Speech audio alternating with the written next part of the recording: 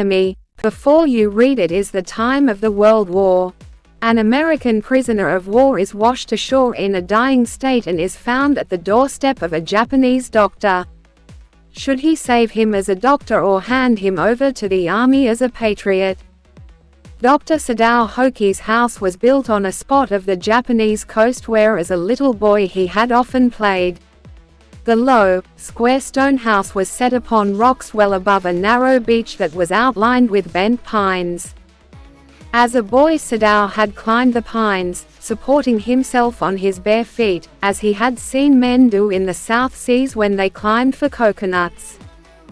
His father had taken him often to the islands of those seas, and never had he failed to say to the little brave boy at his side, "Those islands yonder, they are the stepping stones to the future for Japan. Where shall we step from them?" Sadao had asked seriously. "Who knows?" His father had answered. "Who can limit our future? It depends on what we make it." Sadao had taken this into his mind as he did everything his father said, his father who never joked or played with him but who spent infinite pains upon him who was his only son. Sadao knew that his education was his father's chief concern. For this reason he had been sent at 22 to America to learn all that could be learned of surgery and medicine. He had come back at 30, and before his father died he had seen Sadao become famous not only as a surgeon but as a scientist. Because he was perfecting a discovery which would render wounds entirely clean, he had not been sent abroad with the troops. Also, he knew there was some slight danger that the old general might need an operation for a condition for which he was now being treated medically, and for this possibility Sadao was being kept in Japan. Clouds were rising from the ocean now. The unexpected warmth of the past few days had at night drawn heavy fog from the cold waves. Sadao watched mists hide outlines of a little island near the shore and then come creeping up the beach below the house, wreathing around the pines. In a few minutes fog would be wrapped about the house too. Then he would go into the room where Hannah, his wife, would be waiting for him with the 2 children. But at this moment the door opened and she looked out, a dark blue woolen haori one over her kimono. She came to him affectionately and put her arm through his as he stood, smiled and said nothing. He had met Hannah in America, but he had waited to fall in love with her until he was sure she was Japanese. His father would never have received her unless she had been pure in her race. He wondered often whom he would have married if he had not met Hannah, and by what luck he had found her in the most casual way, by chance literally, at an American professor's house. The professor and his wife had been kind people anxious to do something for their few foreign students, and the students, though bored, had accepted this kindness.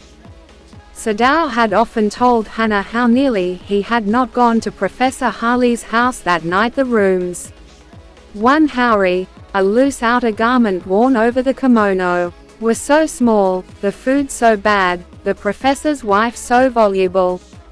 But he had gone and there he had found Hannah, a new student, and had felt he would love her if it were at all possible. Now he felt her hand on his arm and was aware of the pleasure it gave him, even though they had been married years enough to have the 2 children. For they had not married heedlessly in America. They had finished their work at school and had come home to Japan, and when his father had seen her the marriage had been arranged in the old Japanese way, although Sadao and Hannah had talked everything over beforehand. They were perfectly happy. She laid her cheek against his arm. It was at this moment that both of them saw something black come out of the mists. It was a man. He was flung up out of the ocean, flung, it seemed, to his feet by a breaker. He staggered a few steps, his body outlined against the mist, his arms above his head. Then the curled mists hid him again. "Who is that?" Hannah cried. She dropped Sadao's arm and they both leaned over the railing of the veranda. Now they saw him again. The man was on his hands and knees crawling. Then they saw him fall on his face and lie there. A fisherman perhaps, Sadao said, washed from his boat. He ran quickly down the steps and behind him, Hannah came, her wide sleeves flying. A mile or two away on either side there were fishing villages, but here was only the bare and lonely coast, dangerous with rocks. The surf beyond the beach was spiked with rocks. Somehow the man had managed to come through them. He must be badly torn. They saw when they came toward him that indeed it was so. The sand on one side of him had already a stain of red soaking through. "He is wounded," Sadao exclaimed. He made haste to the man, who lay motionless, his face in the sand. An old cap stuck to his head soaked with sea water. He was in wet rags of garments. Sadao stopped, Hannah at his side, and turned the man's head. They saw the face. "A white man," Hannah whispered. Yes, it was a white man. The wet cap fell away and there was his wet yellow hair, long, as though for many weeks it had not been cut, and upon his young and tortured face was a rough yellow beard. He was unconscious and knew nothing that they did for him. Now Sadao remembered the wound, and with his expert fingers he began to search for it. Blood flowed freshly at his touch. On the right side of his lower back Sadao saw that a gun wound had been reopened. The flesh was blackened with powder. Sometime, not many days ago, the man had been shot and had not been tended. It was bad chance that the rock had struck the wound. "Oh, how he is bleeding," Hannah whispered again in a solemn voice. The mist screened them now completely, and at this time of day no one came by. The fishermen had gone home and even the chance beachcombers would have considered the day at an end. "What shall we do with this man?" Sadao muttered, but his trained hands seemed of their own will to be doing what they could to stanch the fearful bleeding. He packed the wound with the sea moss that strewed the beach. The man moaned with pain in his stupor, but he did not awaken.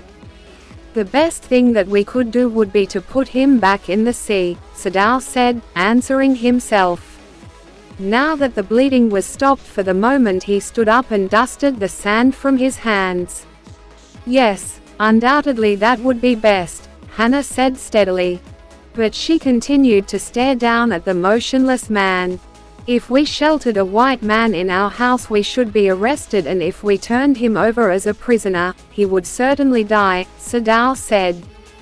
"The kindest thing would be to put him back into the sea," Hannah said. But neither of them moved. They were staring with a curious repulsion upon the inert figure. "What is he?" Hannah whispered. "There is something about him that looks American," Sadao said. He took up the battered cap. Yes, there, almost gone, was the faint lettering. "A sailor," he said, "from an American warship." He spelled it out, U.S. Navy. The man was a prisoner of war. "He has escaped," Hannah cried softly, "and that is why he is wounded." "In the back," Sadao agreed. They hesitated, looking at each other. Then Hannah said with resolution, "Come, are we able to put him back into the sea?" "If I am able, are you?"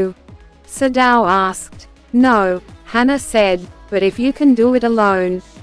Sadao hesitated again. "The strange thing is," he said, "that if the man were whole I could turn him over to the police without difficulty. I care nothing for him. He is my enemy. All Americans are my enemy. And he is only a common fellow. You see how foolish his face is. But since he is wounded, you also cannot throw him back to the sea," Hannah said. "Then there is only one thing to do. We must carry him into the house." "But the servants?" Sadao inquired. "We must simply tell them that we intend to give him to the police, as indeed we must, Sadao. We must think of the children and your position. It would endanger all of us if we did not give this man over as a prisoner of war." "Certainly," Sadao agreed. "I would not think of doing anything else." Thus agreed, together they lifted the man. He was very light, like a fowl that had been half-starved for a long time until it is only feathers and skeleton. So, his arms hanging, they carried him up the steps and into the side door of the house. This door opened into a passage, and down the passage they carried the man towards an empty bedroom. It had been the bedroom of Sadao's father, and since his death it had not been used. They laid the man on the deeply matted floor. Everything here had been Japanese to please the old man, who would never in his own home sit on a chair or sleep in a foreign bed. Hannah went to the wall cupboards and slid back a door and took out a soft quilt. She hesitated. The quilt was covered with flowered silk and the lining was pure white silk. "He is so dirty," she murmured in distress. "Yes, he had better be washed," Sadao agreed. "If you will fetch hot water I will wash him." "I cannot bear for you to touch him," she said. "We shall have to tell the servants he is here." "I will tell Yumi now. She can leave the children for a few minutes and she can wash him." Sadao considered a moment. "Let it be so," he agreed. "You tell Yumi and I will tell the others." But the utter pallor of the man's unconscious face moved him first to stoop and feel his pulse. It was faint but it was there. He put his hand against the man's cold breast. The heart too was yet alive. "He will die unless he is operated on," Sadao said, considering. "The question is whether he will not die anyway." Hannah cried out in fear. "Don't try to save him. What if he should live? What if he should die?" Sadao replied. He stood gazing down on the motionless man. This man must have extraordinary vitality or he would have been dead by now.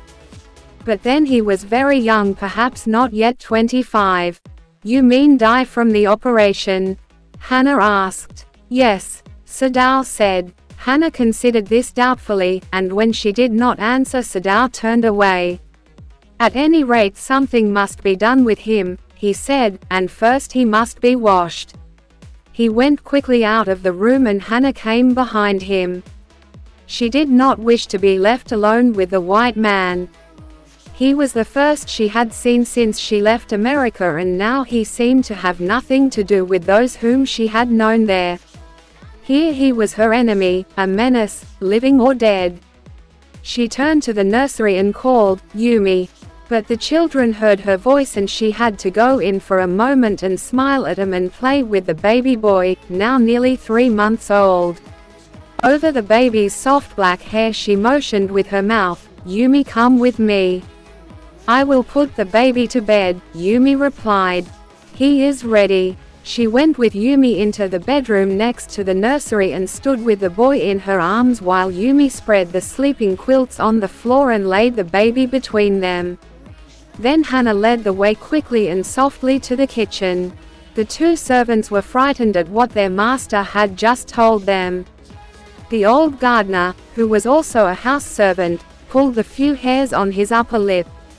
"The master ought not to heal the wound of this white man," he said bluntly to Hannah.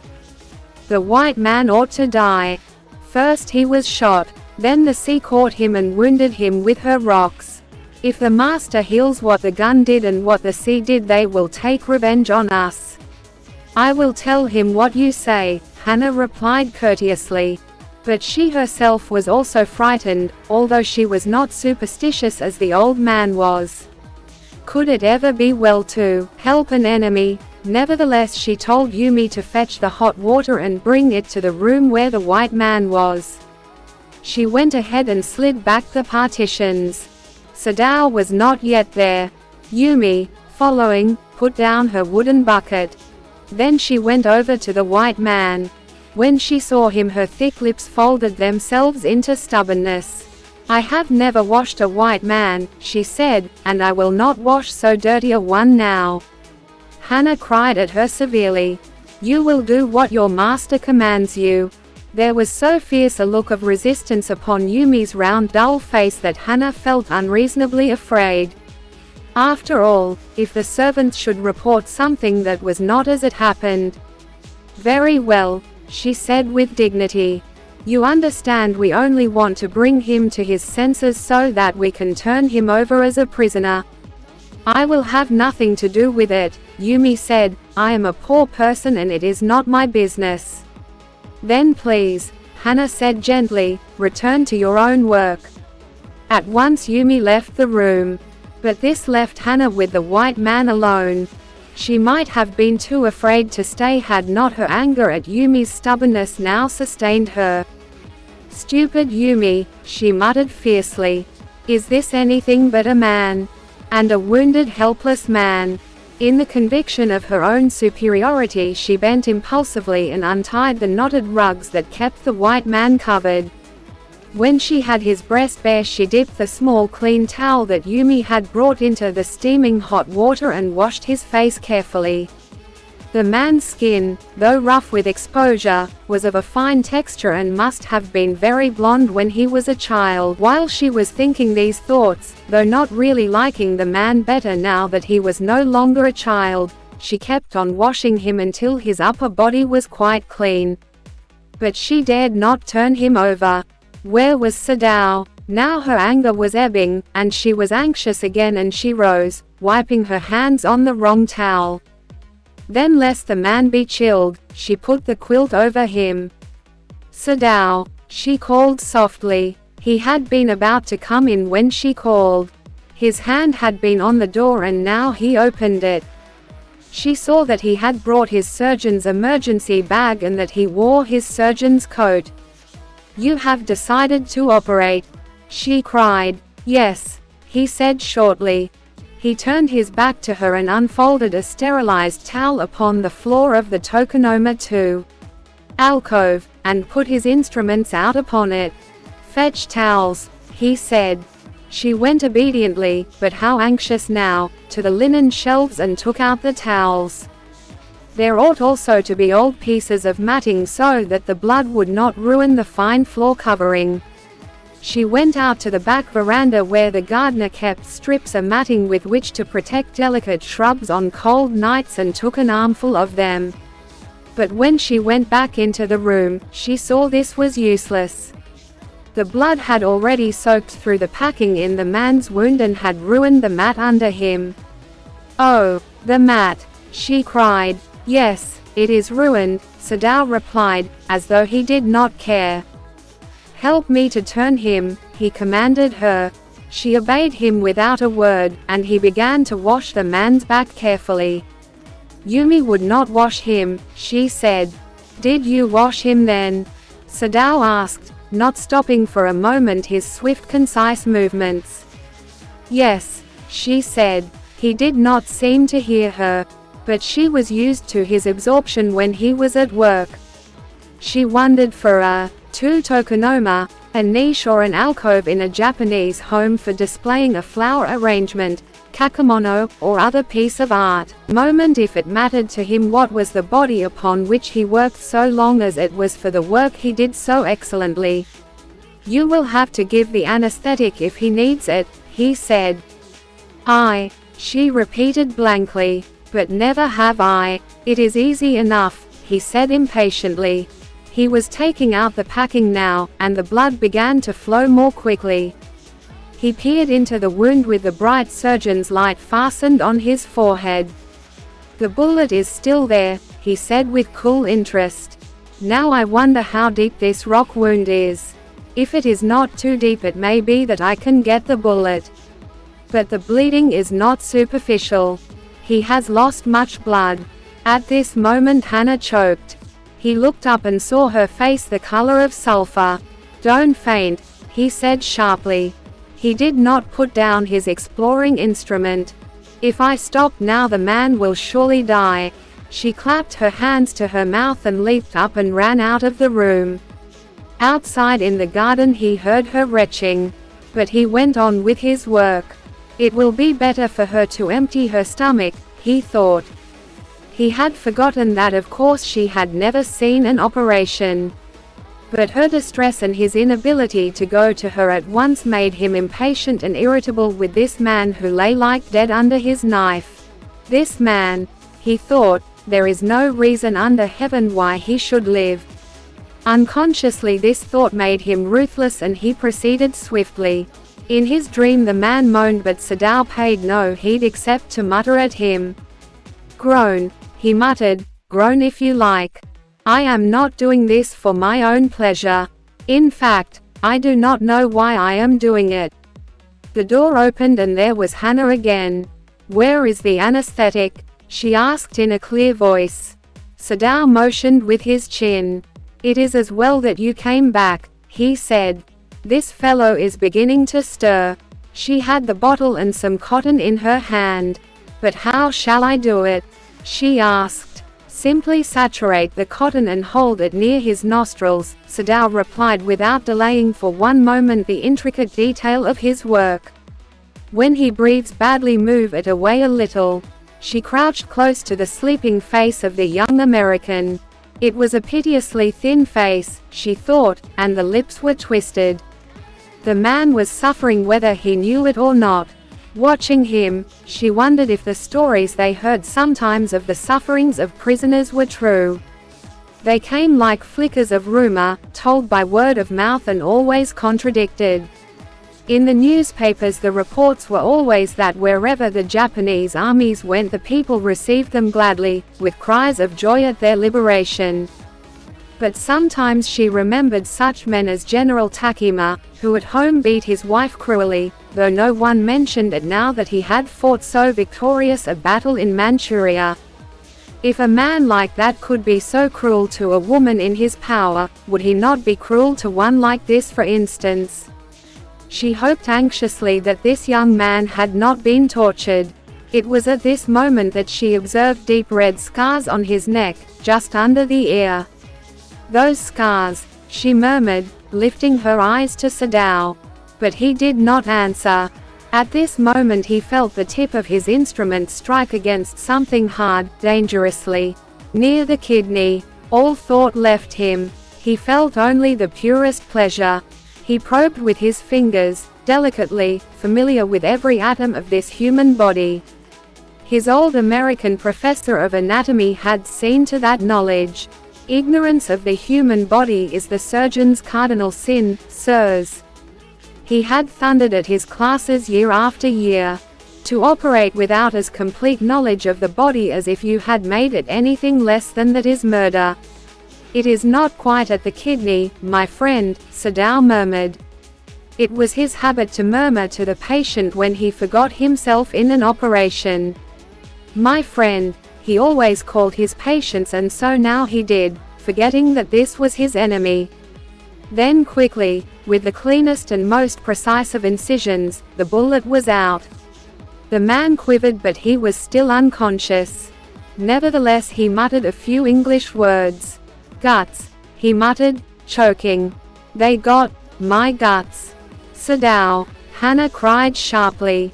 "Hush," Sadao said. The man sank again into silence so profound that Sadao took up his wrist, hating the touch of it. Yes, there was still a pulse so faint, so feeble, but enough, if he wanted the man to live, to give hope. "But certainly I do not want this man to live," he thought. "No more anesthetic," he told Hannah. He turned as swiftly as though he had never paused, and from his medicines he chose a small vial and from it filled a hypodermic and thrust it into the patient's left arm. Then putting down the needle, he took the man's wrist again. The pulse under his fingers fluttered once or twice and then grew stronger. "This man will live in spite of all," he said to Hannah and sighed. The young man woke, so weak, his blue eyes so terrified when he perceived where he was, that Hannah felt compelled to apologize. She herself served him, for none of the servants would enter the room. When she came in the first time, she saw him summon his small strength to be prepared for some fearful thing. "Don't be afraid," she begged him softly. "How come you speak English?" he gasped. "I was a long time in America," she replied. She saw that he wanted to reply to that but he could not, and so she knelt and fed him gently from the porcelain spoon. He ate unwillingly, but still he ate. Now you will soon be strong, she said, not liking him and yet moved to comfort him. He did not answer. When Sadao came in the third day after the operation, he found the young man sitting up, his face bloodless with the effort. "Lie down," Sadao cried. "Do you want to die?" He forced the man down gently and strongly and examined the wound. "You may kill yourself if you do this sort of thing," he scolded. "What are you going to do with me?" the boy muttered. He looked just now barely 17. "Are you going to hand me over?" For a moment Sadao did not answer. He finished his examination and then pulled the silk quilt over the man. "I do not know myself what I shall do with you," he said. "I ought of course to give you to the police. You are a prisoner of war. No, do not tell me anything." He put up his hand as he saw the young man was about to speak. "Do not even tell me your name unless I ask it." They looked at each other for a moment, and then the young man closed his eyes and turned his face to the wall. "Okay," he whispered, his mouth a bit aline.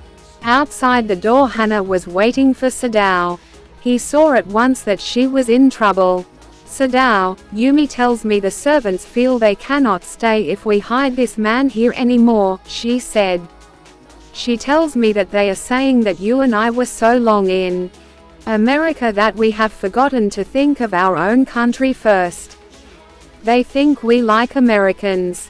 "It is not true," Sadao said harshly. "Americans are our enemies. But I have been trained not to let a man die if I can help it." "The servants cannot understand that," she said anxiously. "No," he agreed. Neither seemed able to say more, and somehow the household dragged on. The servants grew more watchful. Their courtesy was as careful as ever, but their eyes were cold upon the pair to whom they were hired. "It is clear what our master ought to do," the old gardener said one morning. He had worked with flowers all his life, and had been a specialist too in moss.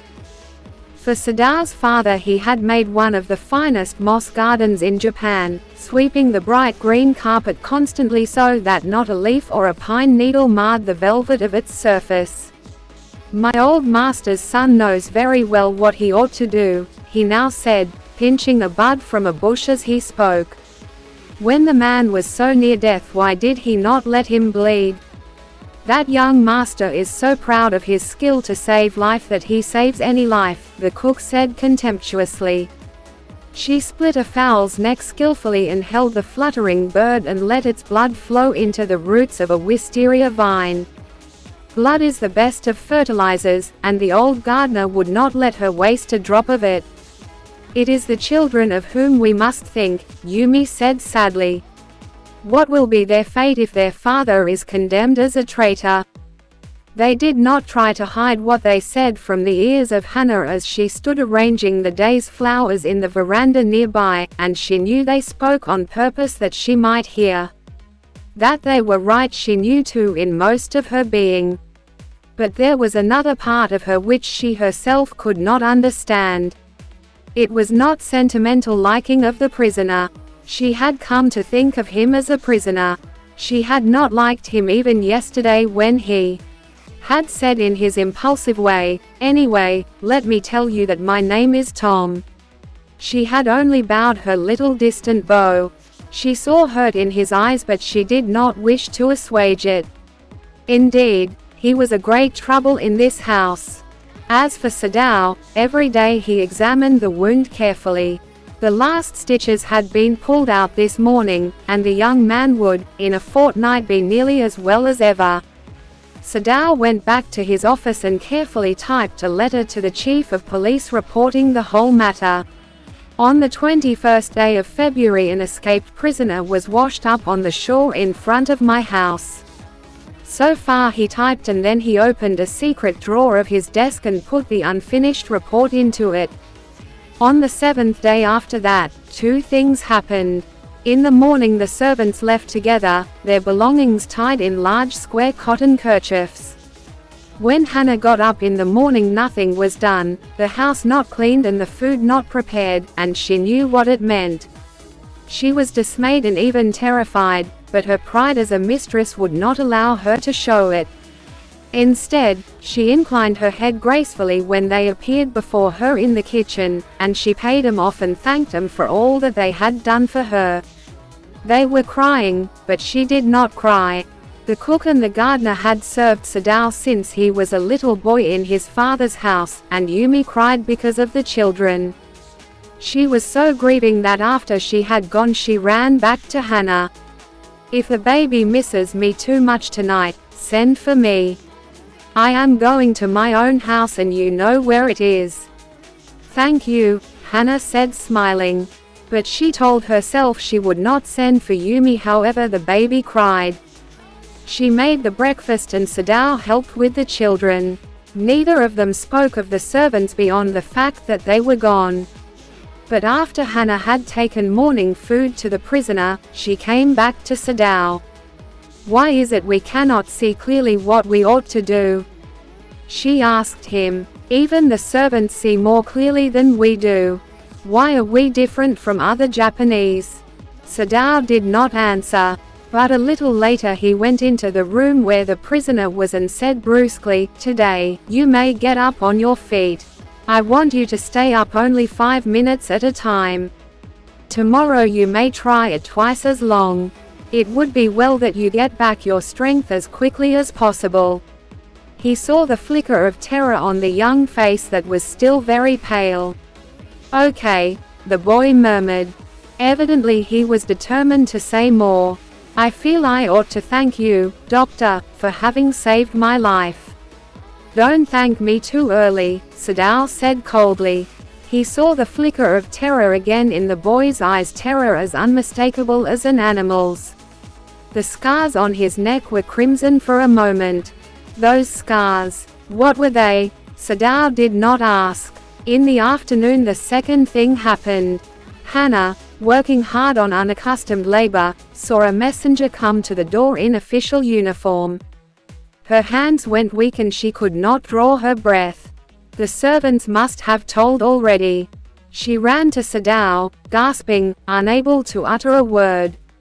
But by then the messenger had simply followed her through the garden and there he stood. She pointed at him helplessly. Sadao looked up from his book. He was in his office, the other partition of which was thrown open to the garden for the southern sunshine. "What is it?" he asked the messenger, and then he rose, seeing the man's uniform. "You are to come to the palace," the man said. "The old general is in pain again."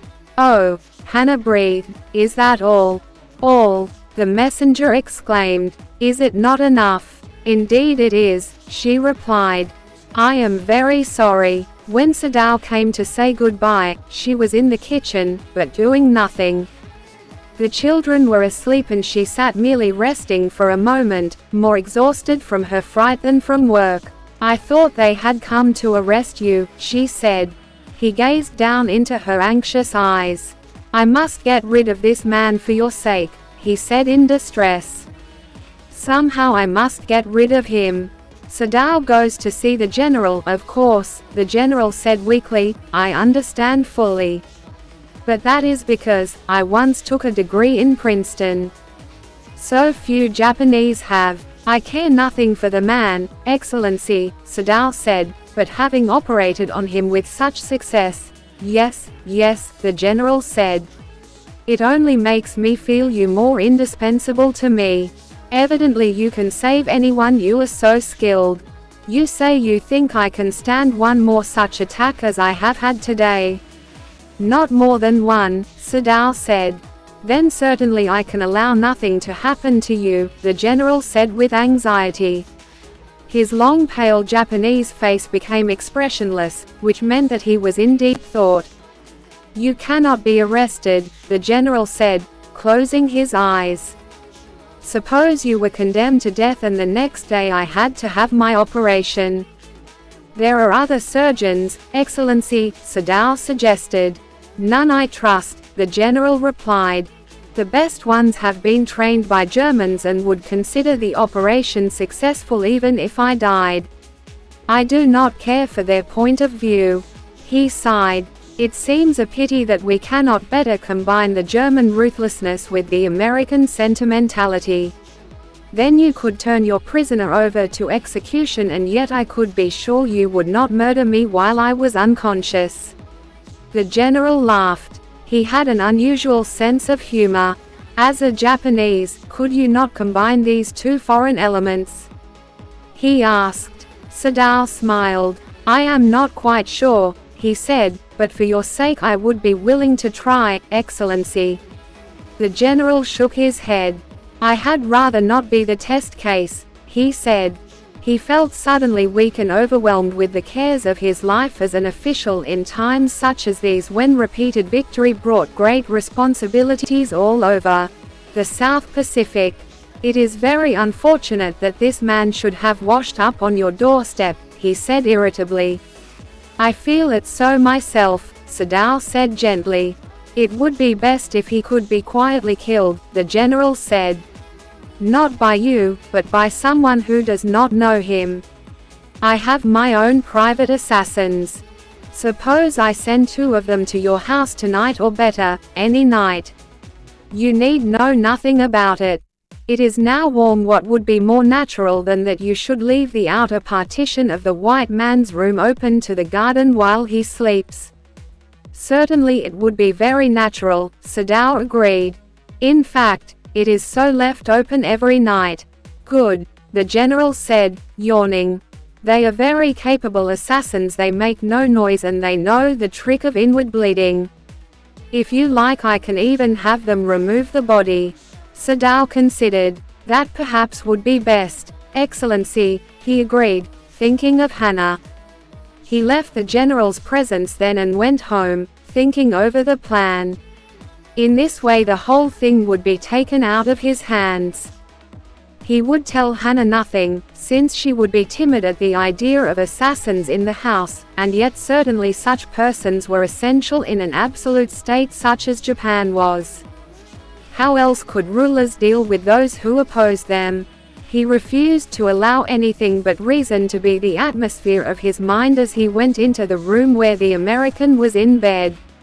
But as he opened the door, to his surprise he found the young man out of bed, and preparing to go into the garden. "What is this?" he exclaimed. "Who gave you permission to leave your room?" "I'm not used to waiting for permission," Tom said gaily. "Gosh, I feel pretty good again. But will the muscles on this side always feel stiff?" "Is it so?" Sadao inquired, surprised. He forgot all else. "Now I thought I had provided against that," he murmured. He lifted the edge of the man's shirt and gazed at the healing scar. "Massage may do it," he said, "if exercise does not." "It won't bother me much," the young man said. His young face was gaunt under the stubbly blonde beard. "Say, doctor, I've got something I want to say to you. If I hadn't met a Jap like you, well, I wouldn't be alive today." "I know that." Sadao bowed, but he could not speak. "Sure, I know that," Tom went on warmly. His big thin hands gripping a chair were white at the knuckles. "I guess if all the Japs were like you, there wouldn't have been a war." "Perhaps," Sadao said with difficulty. "And now I think you had better go back to bed." He helped the boy back into bed and then bowed. "Good night," he said.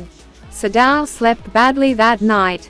Time and time again he woke, thinking he heard the rustling of footsteps, the sound of a twig broken or a stone displaced in the garden, a noise such as men might make who carried a burden. The next morning he made the excuse to go first into the guest room. If the American were gone, he then could simply tell Hannah that so the general had directed. But when he opened the door, he saw at once that there on the pillow was the shaggy blonde head. He could hear the peaceful breathing of sleep, and he closed the door again quietly. "He is asleep," he told Hannah. "He is almost well to sleep like that. What shall we do with him?" Hannah whispered her old refrain. Sadao shook his head. "I must decide in a day or two," he promised. But certainly, he thought, the second night must be the night. There rose a wind that night, and he listened to the sounds of bending boughs and whistling partitions. Hannah woke too. "Ought we not to go and close the sick man's partition?" she asked. "No," Sadao said. "He is able now to do it for himself." But the next morning the American was still there. Then the third night of course must be the night. The wind changed to quiet rain and the garden was full of the sound of dripping eaves and running springs. Sadao slept a little better, but he woke at the sound of a crash and leaped to his feet. "What was that?" Hannah cried. The baby woke at her voice and began to wail. "I must go and see," but he held her and would not let her move. "Sadao," she cried, "what is the matter with you?" "Don't go," he muttered, "don't go." His terror infected her and she stood breathless, waiting. There was only silence. Together they crept back into the bed, the baby between them. Yet when he opened the door of the guest room in the morning there was the young man. He was very gay and had already washed and was now on his feet. He had asked for a razor yesterday and had shaved himself, and today there was a faint color in his cheeks. "I am well," he said joyously. Sadao drew his kimono round his weary body. He could not, he decided suddenly, go through another night. It was not that he cared for this young man's life. No, simply it was not worth the strain. "You are well," Sadao agreed. He lowered his voice. "You are so well that I think if I put my boat on the shore tonight, with food and extra clothing in it, you might be able to row to that little island not far from the coast. It is so near the coast that it has not been worth fortifying. Nobody lives on it because in storm it is submerged. But this is not the season of storm. You could live there until you saw a Korean fishing boat pass by. They pass quite near the island because the water is many fathoms deep there." The young man stared at him, slowly comprehending. "Do I have to?" he asked. "I think so," Sadao said gently. "You understand it is not hidden that you are here." The young man nodded in perfect comprehension. "Okay," he said simply. Sadao did not see him again until evening. As soon as it was dark he had dragged the stout boat down to the shore, and in it he put food and bottled water that he had bought secretly during the day, as well as 2 quilts he had bought at a pawnshop. The boat he tied to a post in the water, for the tide was high. There was no moon and he worked without a flashlight. When he came to the house he entered as though he were just back from his work, and so Hannah knew nothing. "Yumi was here today," she said as she served his supper. Though she was so modern, still she did not eat with him. Yumi cried over the baby, she went on with a sigh. "She misses him so. The servants will come back as soon as the foreigner is gone," Sadao said. He went into the guest room that night before he went to bed himself and checked carefully the American's temperature, the state of the wound, and his heart and pulse. The pulse was irregular, but that was perhaps because of excitement. The young man's pale lips were pressed together and his eyes burned. Only the scars on his neck were red. "I realize you are saving my life again," he told Sadao. "Not at all," Sadao said. "It is only inconvenient to have you here any longer." He had hesitated a good deal about giving the man a flashlight. But he had decided to give it to him after all. It was a small one, his own, which he used at night when he was called. "If your food runs out before you catch a boat," he said, "signal me 2 flashes at the same instant the sun drops over the horizon. Do not signal in darkness, for it will be seen. If you are all right but still there, signal me once. You will find fresh fish easy to catch, but you must eat them raw. A fire would be seen." "Okay," the young man breathed. He was dressed now in the Japanese clothes which Sadao had given him, and at the last moment Sadao wrapped a black cloth about his blonde head. "Now," Sadao said. The young American, without a word, shook Sadow's hand warmly, and then walked quite well across the floor and down the step into the darkness of the garden. Once, twice, Sadow saw his light flash to find his way. But that would not be suspected. He waited until from the shore there was one more flash. Then he closed the partition. That night he slept. "You say the man escaped?" the general asked faintly. He had been operated upon a week before, an emergency operation to which Sadow had been called in the night. For 12 hours Sadow had not been sure the general would live. The gallbladder was much involved. Then the old man had begun to breathe deeply again and to demand food. Sadow had not been able to ask about the assassins. So far as he knew they had never come. The servants had returned and Yumi had cleaned the guest room thoroughly and had burned sulfur in it to get the white man's smell out of it. Nobody said anything. Only the gardener was cross because he had got behind with his chrysanthemums. But after a week Sadow felt the general was well enough to be spoken to about the prisoner. "Yes, Excellency, he escaped," Sadow now said. He coughed, signifying that he had not said all he might have said, but was unwilling to disturb the general further. But the old man opened his eyes suddenly. "That prisoner," he said with some energy, "did I not promise you I would kill him for you?" "You did, Excellency," Sadow said. Well, the old man said in a tone of amazement, "so I did. But you see, I was suffering a good deal. The truth is, I thought of nothing but myself. In short, I forgot my promise to you." "I wondered, Your Excellency," Sadow murmured. "It was certainly very careless of me," the general said. "But you understand it was not lack of patriotism or dereliction of duty." He looked anxiously at his doctor.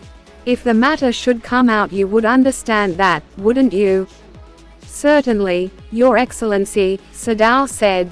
He suddenly comprehended that the general was in the palm of his hand and that as a consequence he himself was perfectly safe. "I can swear to your loyalty, Excellency," he said to the old general, "and to your zeal against the enemy." "You are a good man," the general murmured and closed his eyes. "You will be rewarded." But Sadow, searching the spot of black in the twilighted sea that night, had his reward. There was no prick of light in the dusk. No one was on the island. His prisoner was gone safe, doubtless, for he had warned him to wait only for a Korean fishing boat. He stood for a moment on the veranda, gazing out to the sea from whence the young man had come that other night. And into his mind, although without reason, there came other white faces. He had known the professor at whose house he had met Hannah, a dull man, and his wife had been a silly talkative woman, in spite of her wish to be kind. He remembered his old teacher of anatomy, who had been so insistent on mercy with the knife, and then he remembered the face of his fat and slatternly landlady. He had had great difficulty in finding a place to live in America because he was a Japanese. The Americans were full of prejudice and it had been bitter to live in it, knowing himself their superior. How he had despised the ignorant and dirty old woman who had at last consented to house him in her miserable home. He had once tried to be grateful to her because she had in his last year nursed him through influenza, but it was difficult, for she was no less repulsive to him in her kindness. Now he remembered the youthful, haggard face of his prisoner, white and repulsive. Strange, he thought. I wonder why I could not kill him.